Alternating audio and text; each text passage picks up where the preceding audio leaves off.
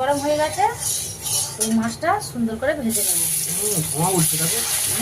তেল ভালো গরম হলে তবে মাছ খুব কাঁচা মাছ, খুব কাঁচা মাছ। একদম লাল হয়ে নামানোর সময় গরম মশলা দেবো, হেভি লাগবে খেতে।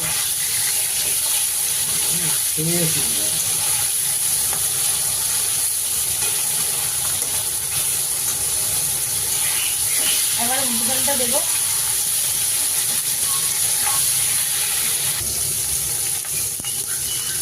মুরালি মাছের ঝাল বানাবো, জন্য দিয়ে দেবো 1 চামচ লবণ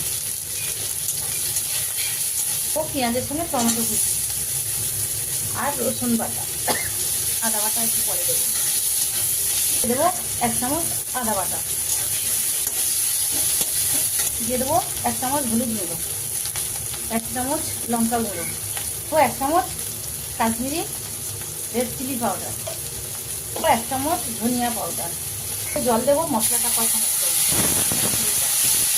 হয়ে গেছে, দিয়ে দেবো ভেজে রাখা মাছ।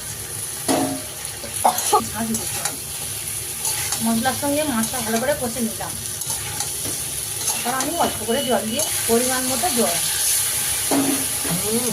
কমপ্লিট হয়ে গেল। দিয়ে দেবো এবার কুচনো ধনিয়া পাতা, দিয়ে দেবো ওপর থেকে গরম মশলার গুঁড়ো ছড়িয়ে দিলাম।